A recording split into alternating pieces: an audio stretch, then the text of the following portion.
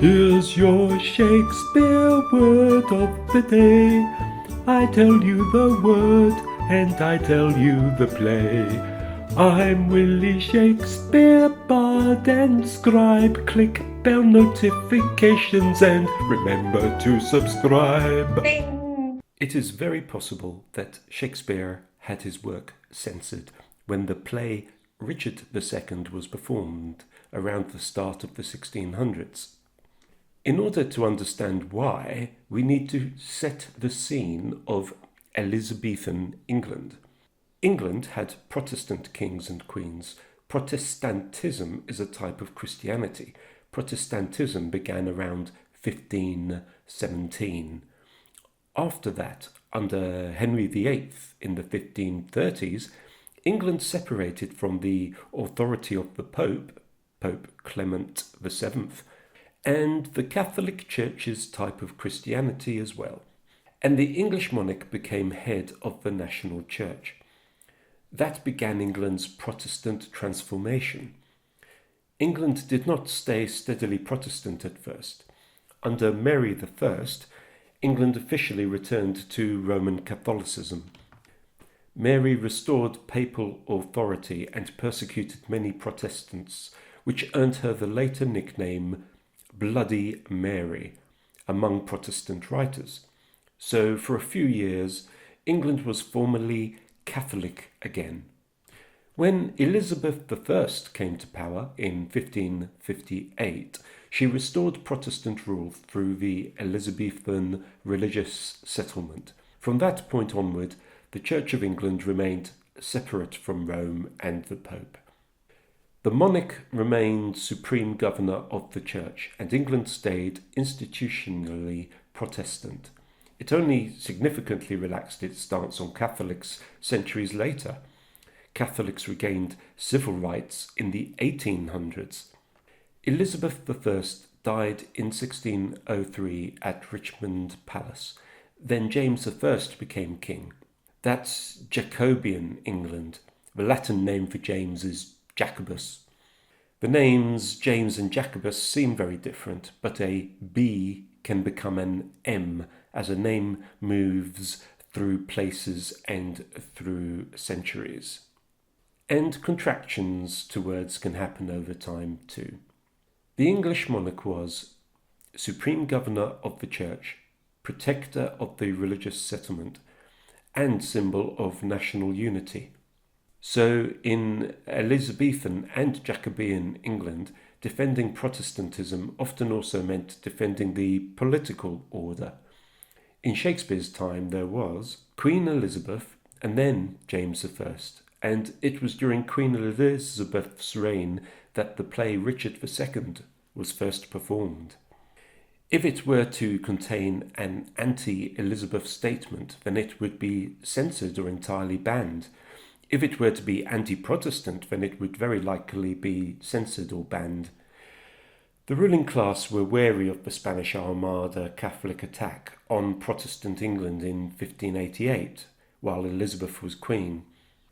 And later, the ruling class were wary of the Gunpowder Plot in the time of James I in 1605, also a Catholics versus Protestants situation. So the effect of a play's politics on its audience could be like a lit keg of gunpowder under Parliament. Regarding religion, Shakespeare plays avoid direct theological arguments.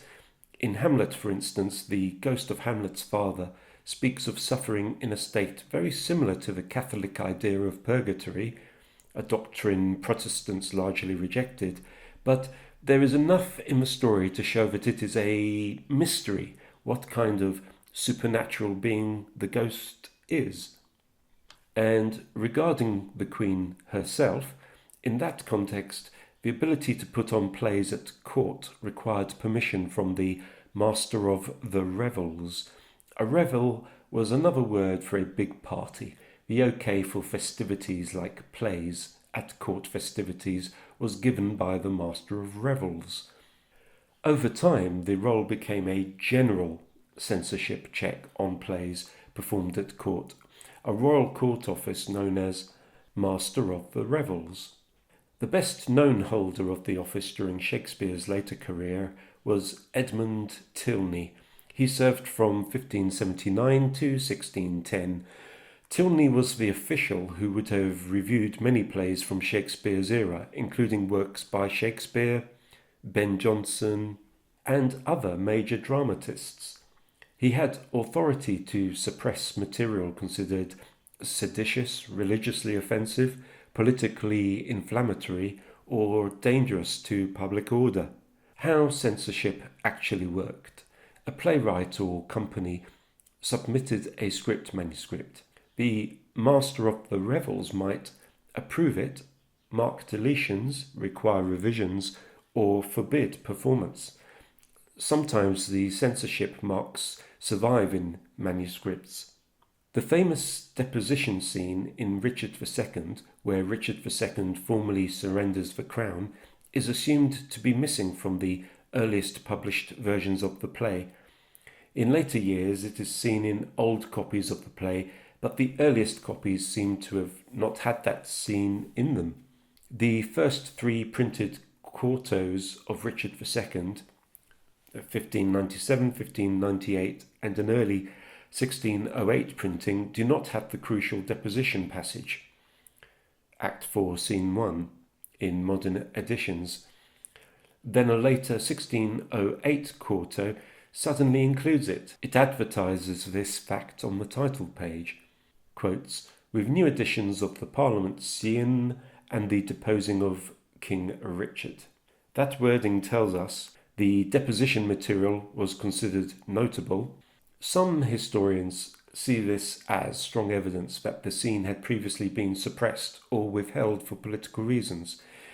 There is no document that says plainly that Shakespeare was censored, but that evidence could be interpreted as meaning that censorship happened, and it makes sense given the politics at the time. During Elizabeth I's reign, deposition of monarchs was politically sensitive. Succession fears were intense, and the government carefully watched theatrical material touching kingship. Then came the Essex Rebellion, at the time of the play Richard II. The Essex Rebellion of 1601 was a failed coup led by Robert Devereux against Elizabeth I. His rebellion was crushed and he was executed in 1601.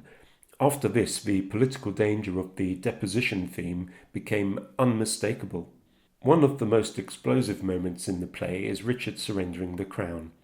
Evidence suggests this deposition scene was omitted from early printed editions and may sometimes have been cut in performance. So the authorities may have allowed the play in a modified form while suppressing its most dangerous section. Richard II, losing the position of king, might be seen as incitement to the audience to remove Elizabeth as queen. She was not popular with everyone. For instance, she had no heir, and people liked a monarchy to have children to inherit the title of monarch. Before the Essex Rebellion, the play Richard II was already sensitive, but with the threat of rebellion, the play's meaning might have been intentionally or unintentionally fueling the idea of rebellion. In order to play it safe, playwrights had to make their stories of similar politics take place in completely different countries or completely different times in history. The play Richard II continued because people were into Shakespeare plays. The removal of a monarch is happening in an old tale. It's hard to prove that Shakespeare is having a dig at Elizabeth if Richard II is the subject of the play. Sensitive material in other plays. Several other Shakespeare plays touched dangerous territory. For example, Hamlet explores corruption and killing the king. Macbeth centers on murdering a king. Julius Caesar dramatizes political assassination. But Shakespeare usually protected himself through distance, foreign settings, historical periods, layered ambiguity, and avoiding direct commentary on living rulers or on Protestantism. Other playwrights had rougher encounters with authority.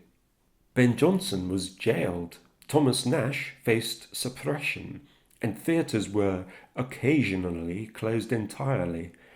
So there was the Master of Revels involved in what was okay in the royal court.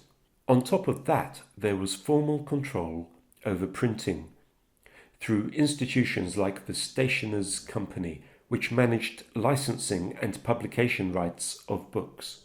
Censorship is not just an old practice from hundreds of years ago. Modern media experiences censorship too. A difference seems to be that English law, or US law, has the focus on free speech, whereas Shakespearean England put the legal focus on protecting the realm. English Parliament won freedom of speech in the Bill of Rights in 1689, long after Shakespeare's time, and the freedom to print without book censorship happened in 1695. There are pros and cons to allowing a scene like the deposition scene to be in a play. On the one hand, you don't want the theatre audience to be roused by a scene and then run through the streets rioting, but if you systematically forbid expression of fact and expression of opinion, then that of itself can be what motivates riots. La la la la la.